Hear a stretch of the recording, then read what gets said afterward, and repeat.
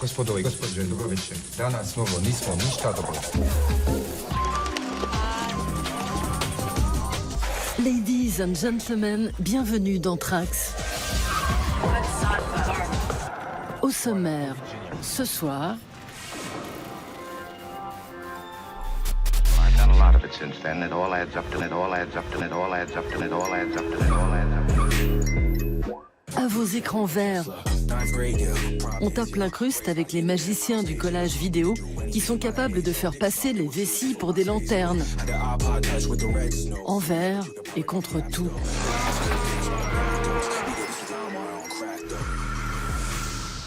La plage de Brighton avec nous tous. On est tous là. Madness, Selector et les Specials. Ah, j'arrive pas à croire que c'est moi là en haut. Ouais, j'arrive pas à croire que c'est moi en bas. Ska, ska, ska. Il y a 40 ans tout juste, au sein du label Two Tone, The Selector repeignait le monde en noir et blanc avec les Specials. Quelle madness!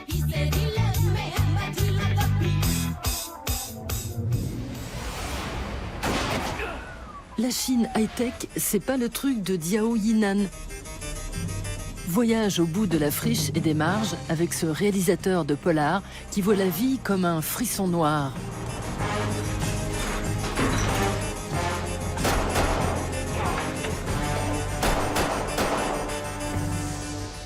Je tuerai Elias et Nathan. Tu vois le truc? Tu vois la dynamique du groupe? Comment ça marche? Et enfin, on prend la route semée d'embûches de Fat White Family, la famille la plus dysfonctionnelle du rock anglais. Manquerait plus qu'il neige en plus.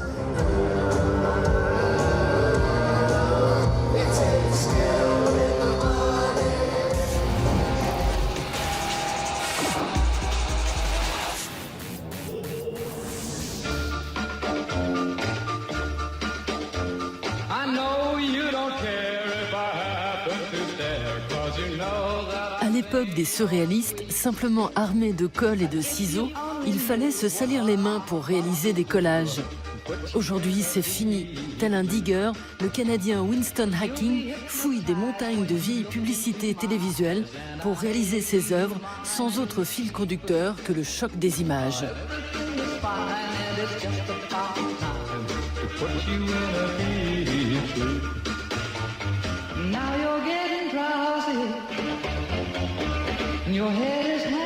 Aux manettes de ces sortilèges, le top chef de l'improvisation visuelle nous donne quelques-unes de ses recettes depuis son QG de Toronto. Parfois, je trouve une connexion visuelle dans une couleur ou une action. Comme cette femme qui fait du rameur pendant qu'il y a du dentifrice qui s'étale sur une brosse à dents. Déjà, les couleurs des deux scènes sont similaires. Mais en plus, l'action de la femme sur le rameur donne l'impression que c'est elle qui étale le dentifrice. Quand je trouve ces connexions, je les regroupe dans des petits dossiers, jusqu'au jour où je trouve un moyen de les imbriquer les unes aux autres, comme un puzzle. Fils d'un designer dans l'agroalimentaire et d'une employée des télécoms, Winston Hacking naît en 83 à Peterborough, à l'est de Toronto. Après des études de cinéma, il déménage à Portland, dans l'Oregon, pour travailler au département artistique d'un studio de films d'animation. Il découvre alors le collage avec ses colocataires musiciens qui confectionnent des jaquettes de cassettes pour leur groupe punk.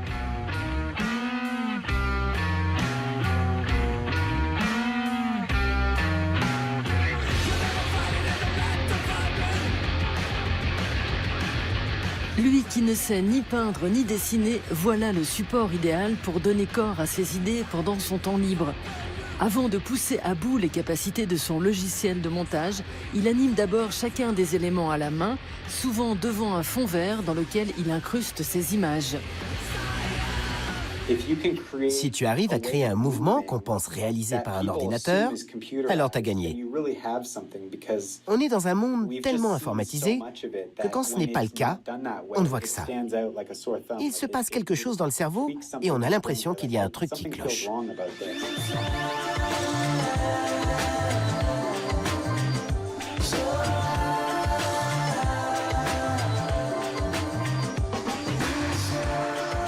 En 2018, Winston Hacking repousse les limites de l'illusionnisme avec ce clip réalisé pour le groupe Washed Out.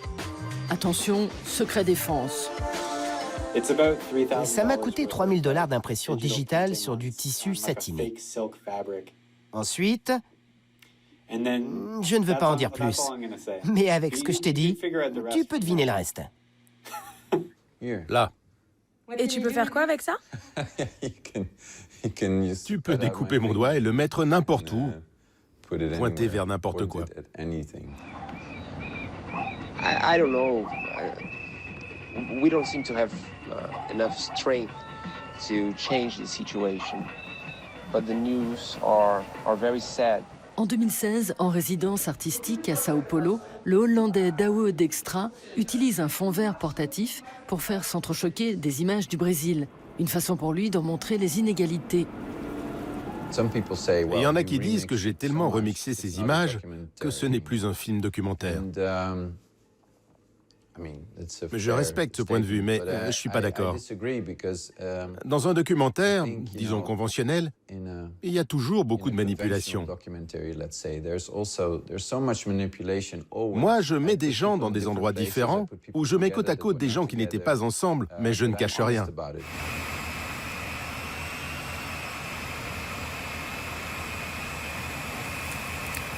La surinformation et la violence des news empêchent Douwe Dijkstra de déjeuner en paix. De ce sentiment de confusion matinale, il a fait un film de 12 minutes démontable en 2014. Pour réaliser ce mash-up, le Hollandais utilise une technique presque aussi vieille que le cinéma, celle de la clé chromatique. On filme d'abord une scène devant un fond de couleur unie, le plus souvent vert ou bleu. Une fois cette scène enregistrée, la clé chromatique permet d'éliminer la couleur de fond pour la remplacer par une autre image. Toujours cash, Douwe réalise des making-of de tous ses films qui expliquent ses secrets de fabrication. Dès 1940, les contours bleus du génie du voleur de Bagdad trahissent l'utilisation de cette technique. I hear and obey. I wish I had some of those sausages Mother used to make.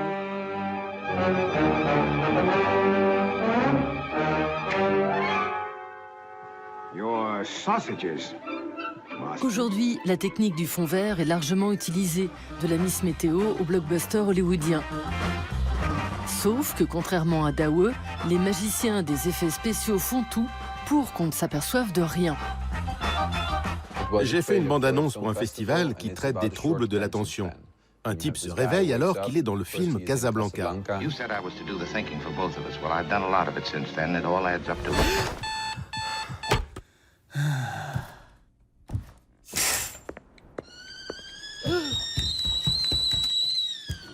Et puis j'en ai fait le making-of, qui était encore plus fou que la bande-annonce. You said I was to do the thinking for both of us. Well, I've done a lot of it since then. It all adds up to it all adds up to it all adds up to it all adds up to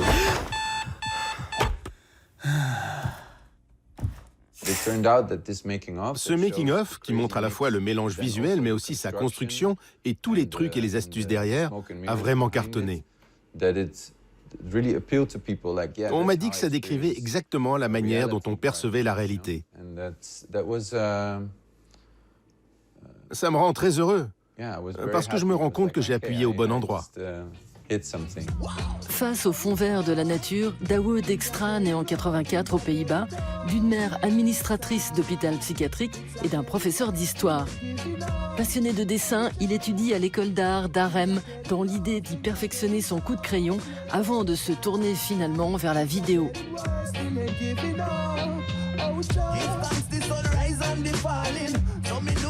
En 2008, avec deux camarades, ils fondent le collectif 33 One Third. Leurs performances à base d'images projetées leur permettent de remixer le réel et de transformer n'importe quel paysage en décor de théâtre.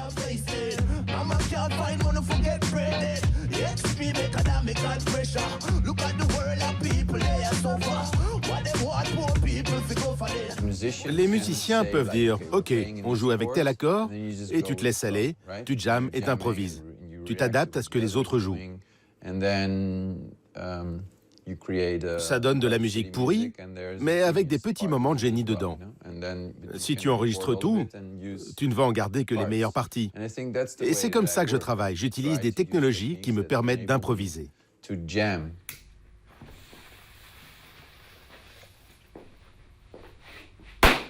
Pour ses vidéos, Douwe Dijkstra préfère travailler tout seul, depuis son studio d'Amsterdam. Il est à la fois truqueur et comédien principal de tous ses films.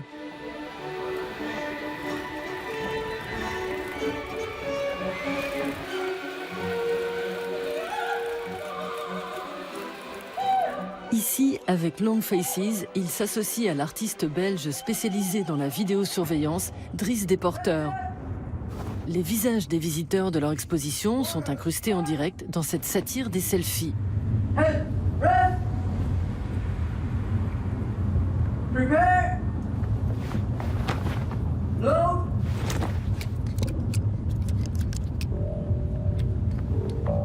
Ready!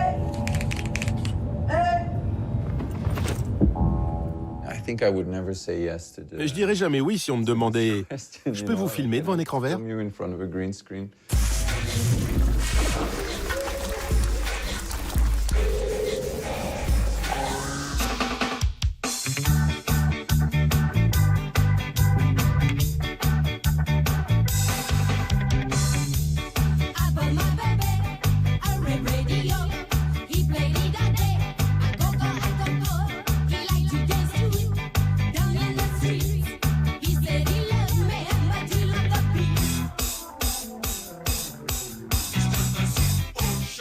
En 1979, la vague du ska déferle sur l'Angleterre. Son point de départ, le premier 45 tours des Specials, produit par leur propre label, Two Tone Records. Sur sa face B, on trouve The Selecter, emmené par les chanteurs Arthur Garps Hendrickson et Pauline Black.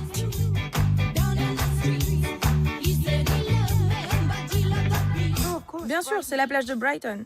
La plage de Brighton avec nous tous. Tout le monde est là. Madness, Selecter et les Specials.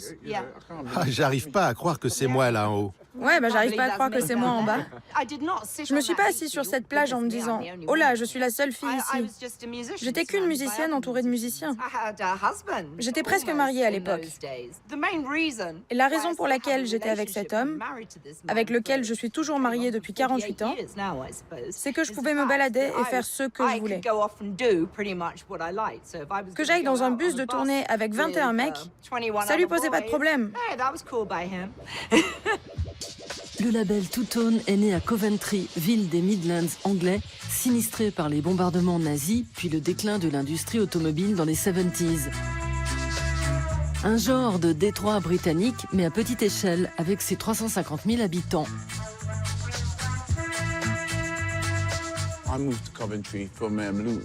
J'ai déménagé de Luton à Coventry parce que je pensais que c'était là que ça se passait. Culturellement, les Blancs et les Noirs se mélangeaient plus qu'à Luton. Et ça me plaisait. Tout est parti de ce passage de Steel Pulse à Top of the Pop en 78. Ils avaient ces thés d'oreiller sur la tête avec des trous pour les yeux et chantaient Ku Klux Klan. Pour notre génération et pour beaucoup de gamins noirs, le déclic ça a été « S'ils le font, pourquoi pas nous ?» 2 ans après le punk, le ska rebat les cartes, mixant new wave et musique jamaïcaine des 60s.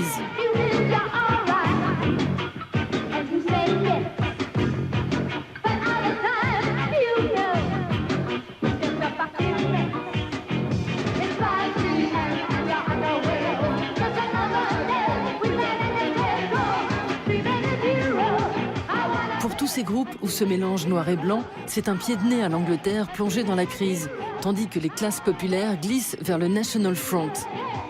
D'abord chanteuse de folk, Pauline Vickers est étudiante en radiologie à Coventry quand le virus du ska la surprend. En intégrant The Selecter à 26 ans, celle qui deviendra l'icône des Rude Girls se donne alors un nom de guerre, Pauline Black. Je suis noire et j'ai pris le nom de Black. Si James Brown avait un nom qui incarnait tout un peuple, je pouvais bien faire pareil, non? Le truc, c'est que je suis une enfant adoptée. Mon père biologique est nigérian et ma mère juive anglaise. Ils m'ont proposé à l'adoption toute petite, à 18 mois, et je me suis retrouvée dans une famille d'ouvriers blancs. À l'époque, ils croyaient au même truc que les autres ouvriers anglais et avaient des idées racistes. Ils étaient largués et appelaient les Noirs gens de couleur. Ça m'a toujours mise en colère, surtout quand j'ai eu 15 ans. C'est le moment où j'ai entendu parler du mouvement des droits civiques, que j'ai commencé à lire des livres et à comprendre ce qu'était l'esclavage. C'était pas mal pour la seule gamine noire dans une école de blancs. J'ai compris ce que je voulais faire, trouver mes racines. C'est vraiment ce que je cherchais à l'époque. Et c'est comme ça que mes opinions ont changé et que je me suis complètement lâchée avec le two-tone. That song is called Racist Friend. And with everything that's going on these days, I think 25 years later, this is as pertinent now as it was then. Sur scène, Pauline reprend une chanson que les Specials ont écrite en 82. L'ironie de l'histoire, c'est qu'à l'époque, en réactivant le mouvement skinhead des 60s, les groupes du two-tone ont vu débouler à leurs concerts des enfants d'ouvriers de plus en plus fascinés par les idées racistes.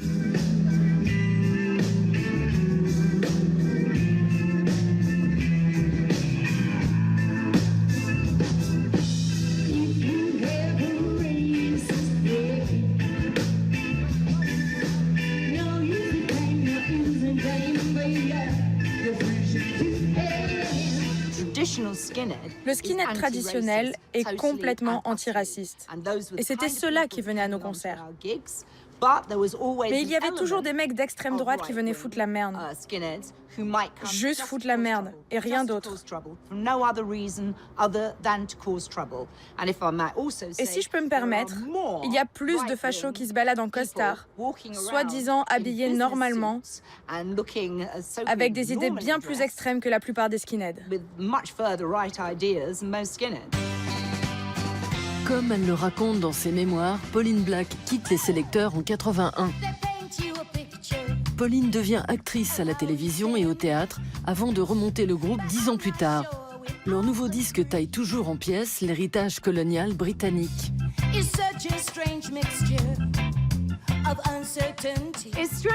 C'est marrant, non? Dans les années 90, quand tout le monde, tous les groupes de musique, et surtout les Blancs, disaient « L'Angleterre, c'est cool », on a sorti ce disque « L'Angleterre est cruelle ». En tant que Noirs, de notre point de vue, l'Angleterre n'avait rien de cool. Elle ne te donnait pas envie de t'enrouler dans le drapeau britannique. Et ce qui se passe aujourd'hui, ça ressemble beaucoup à la fin des 70s.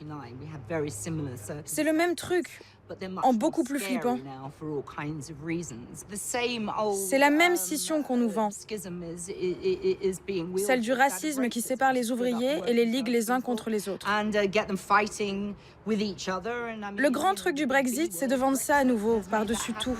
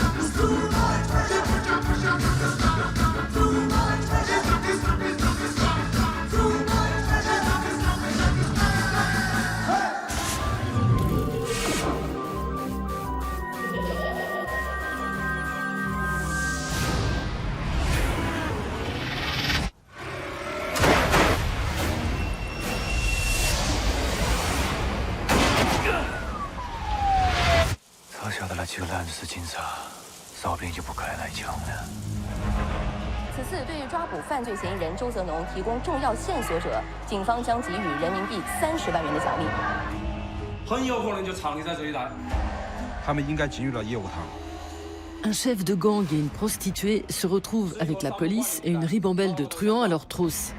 Surtout, ne pas se fier au titre. Le dernier film de Diao Yinan n'a rien de bucolique, mais tout d'une chasse à l'homme tragique dans une Chine sans foi ni loi. Dans son 4e long métrage, le réalisateur chinois de 50 ans, invité du dernier festival de Cannes, Roi du Noir. C'est pour ça que je porte des lunettes noires.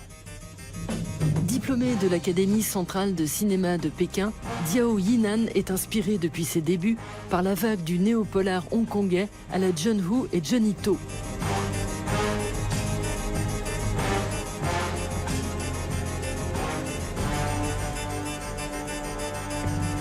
Le réalisateur à la gâchette facile utilise le polar pour contourner la censure et régler ses comptes avec un pays qui part en sucette. Depuis 40 ans, la société chinoise est le théâtre d'immenses dérèglements sociaux et humains. Nos valeurs ancestrales et nos codes moraux se sont désagrégés. La Chine n'est plus qu'un pays où règne l'avidité. L'argent est le moteur de tout. Avec ce film, je veux rappeler la valeur de l'éthique et de l'honneur.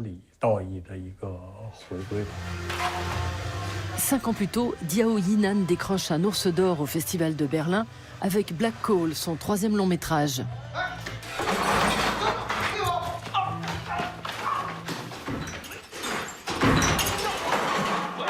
Dans ce polar, le réalisateur révèle le côté obscur de la Chine, égratignant au passage son miracle économique.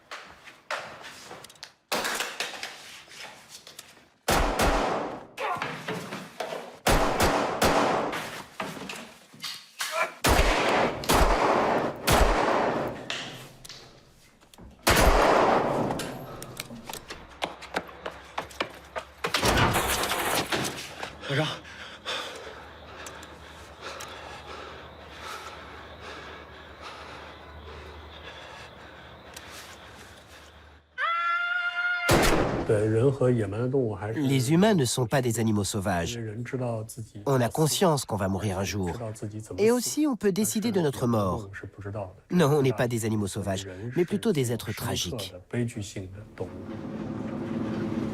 Sur fond d'enquête pour découvrir qui a tué et démembré l'employé d'une carrière minière, le cinéaste filme dans Black Coal une Chine hors champ.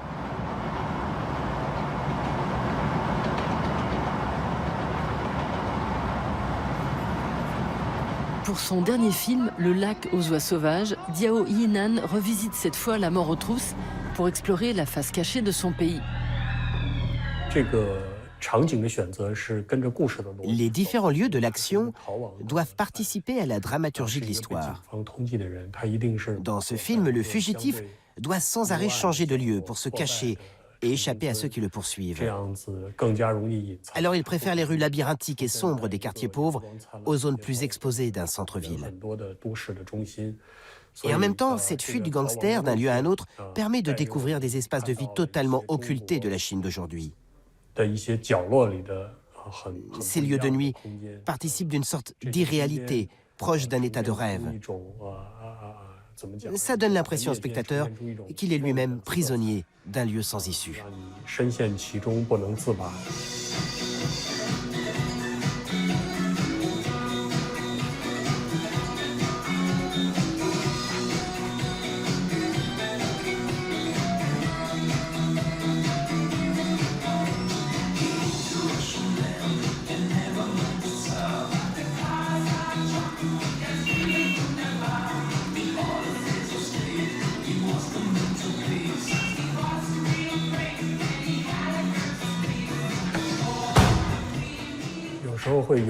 L'intrigue de ce film se suit comme une goutte d'eau sur le sol. Ça part peut-être dans tous les sens, sans logique apparente, mais ça crée un sentiment de liberté totale.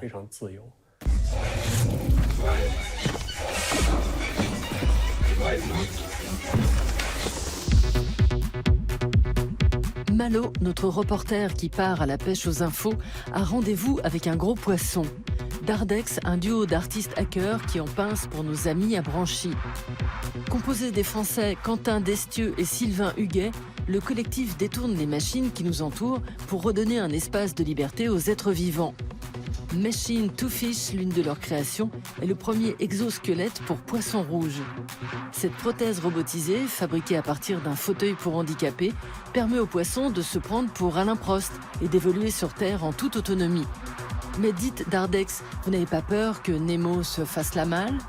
On espère qu'il ne le fera pas, mais effectivement, ouais, on sent qu'il est attiré par la Loire d'une façon un petit peu inquiétante de temps en temps. Il pourrait retourner dans la mer, ouais, effectivement. Exposé en septembre dernier à Scopiton, festival nantais dédié aux arts numériques, l'exosquelette de Dardex fait son petit bonhomme de chemin. Ici, Erwan, le poisson rouge augmenté, est aux manettes de son terrible engin.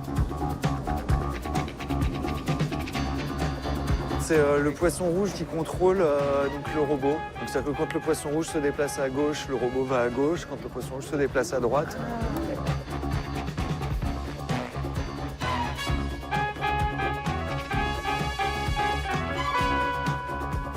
Il y a une petite caméra en fait au-dessus qui filme le poisson rouge. Ça va traquer la couleur rouge et en fait ça renvoie l'information au robot et le robot se déplace en fonction. Voilà, c'était une sorte de prothèse quoi.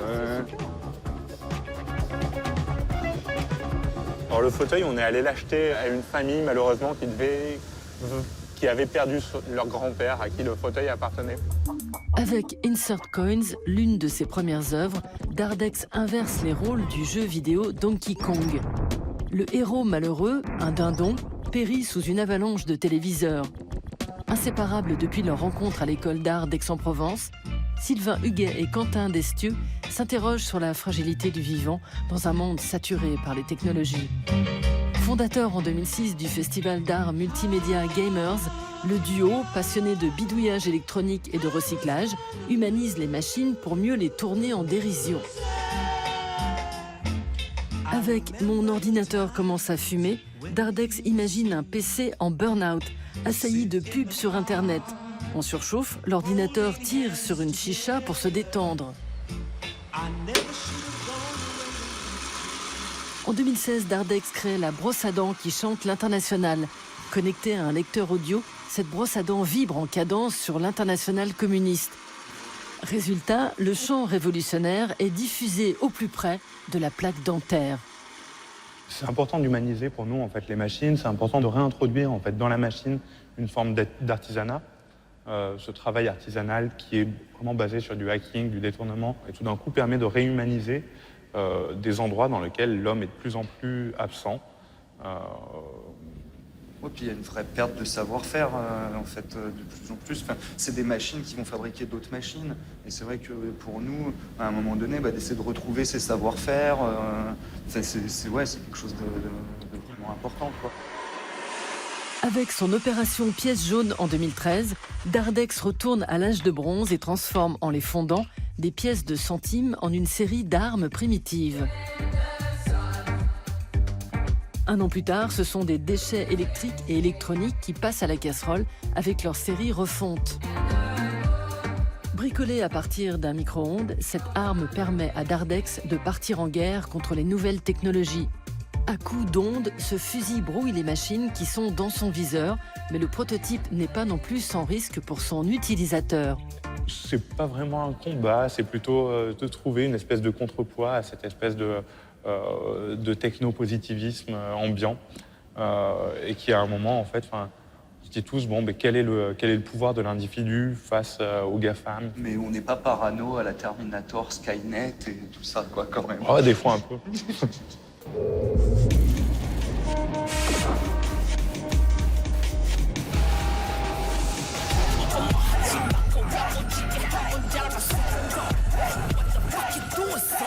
Rappeur, popstar, alien ou personnage de jeux vidéo.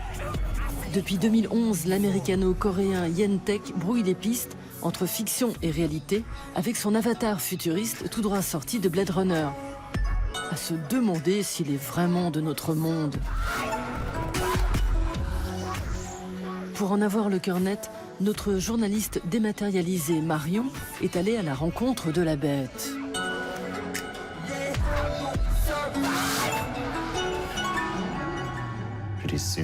Bientôt, on vivra tous dans un jeu vidéo. C'est ça l'idée. Je m'intéresse à cette idée d'un environnement qu'on peut contrôler, un environnement qu'on peut concevoir. Dans notre économie déterminée par les partages et les likes, on est tous responsables de ce qu'on veut être, de notre avatar. Aujourd'hui, tout le monde sur Instagram est son propre avatar. Hey, what's up, guys? You're backstage with Yen-Tech right now, and I just wanted to take some time to connect with you, the fans. Right now, I'm getting ready to release my debut mixtape, Revengeance, out this Tuesday, June 11th at yentech.net. It's got a little something for everyone on there. It's gonna be super sexy. I can't wait. Pour faire vivre son avatar conçu comme une performance, Nick Newlin l'homme derrière Yen-Tech entretient son image sur la toile en s'inspirant du phénomène des idols, les super pop stars coréennes manufacturées dont il fait la satire dans ses morceaux et ses clips autoproduits.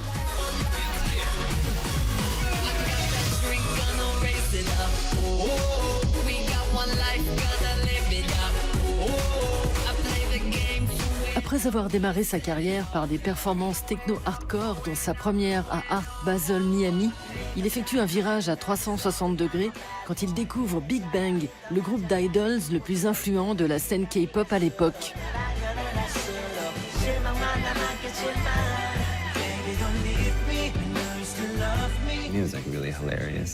J'ai trouvé ça hilarant. La musique, les références pop occidentales, toutes ces couches d'appropriation culturelle m'ont vraiment scotché. Ce truc de l'idol, d'être comme des dieux sculptés, toujours brillants. Je fais ces pas de danse de boys band, mais je suis conscient que c'est ridicule. Toute ma représentation est un concept conscient. C'est une métafiction dont je suis très éloigné. Fils d'une Coréenne directrice d'hôpital et d'un Américain docteur en littérature médiévale, Nick naît en 86 à Philadelphie. Après avoir étudié le son et les nouveaux médias à Chicago, il s'installe à New York. Mais depuis 2 ans, c'est de Shanghai qu'il peaufine son avatar.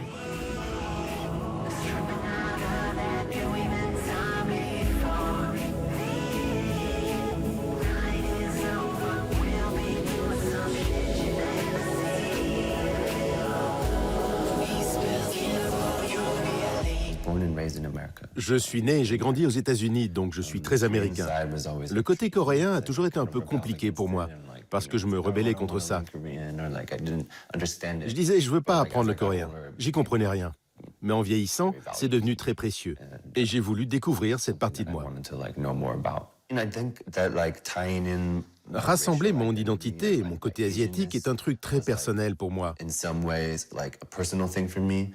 J'ai utilisé ça comme un outil pour faire de Yen-Tech un projet pop.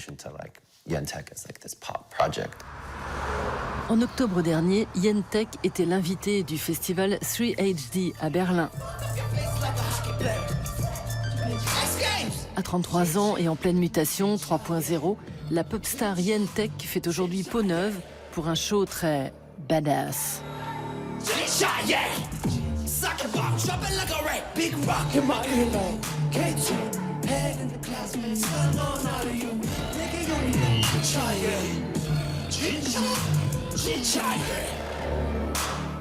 J'ai délibérément fait des choix désastreux avec les genres que j'ai expérimentés. J'aime pas la dance, j'aime pas le dubstep, ce dubstep post-année 2000. Mais j'ai utilisé ça comme un outil. Faire partie d'un marché ou d'une économie, c'est pas vraiment moi. C'était une blague. C'est beaucoup de boulot pour une blague. C'est énormément d'efforts pour un mensonge.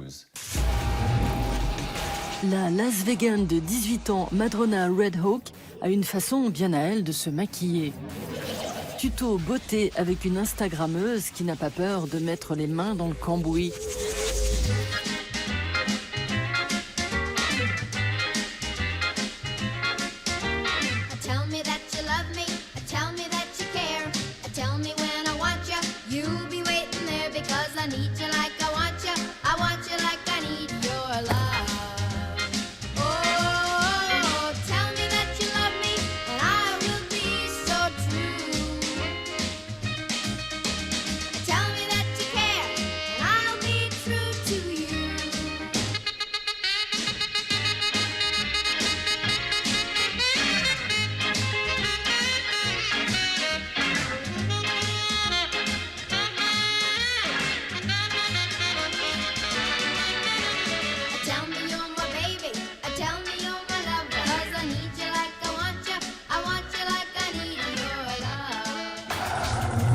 Voilà, Covid génial.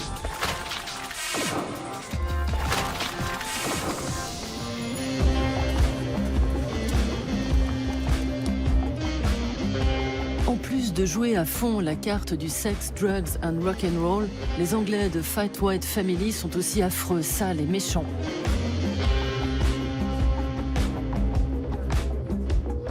Monté en 2011 par les deux frères anglo-algériens, Lias et Nathan Saoudi, et le guitariste Saul Adamczewski, ce groupe envisage ses albums comme un parcours du combattant qui laisserait Pete Doherty sur les rotules.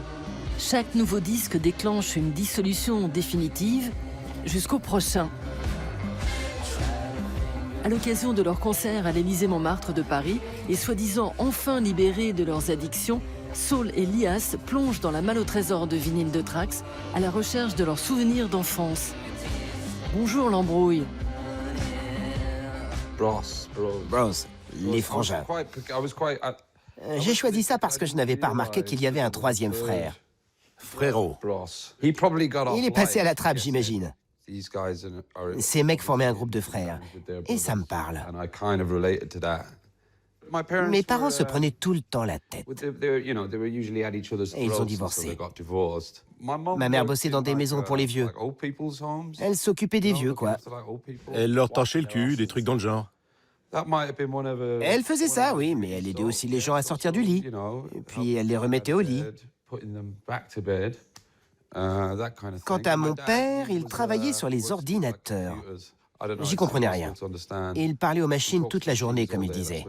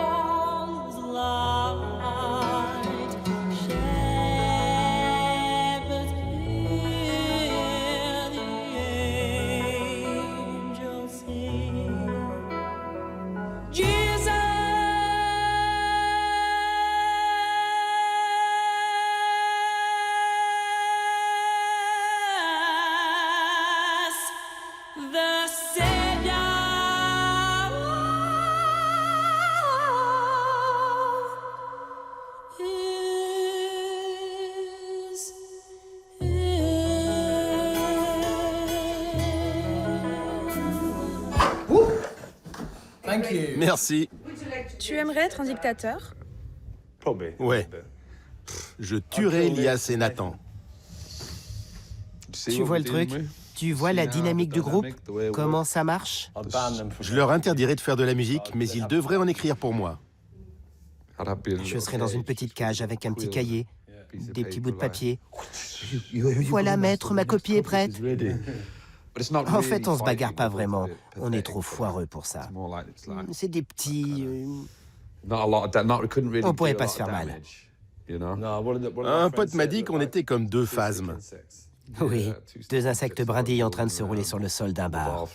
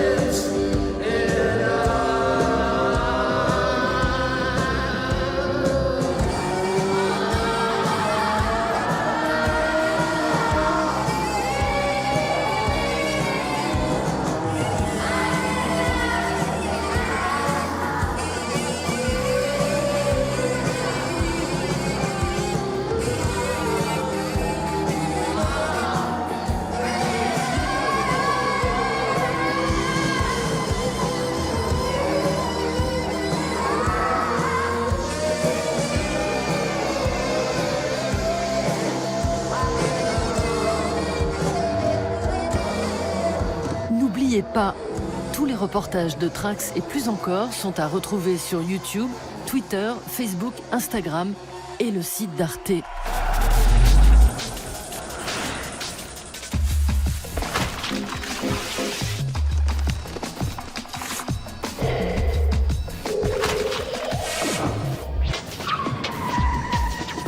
Voilà, trop vite, génial.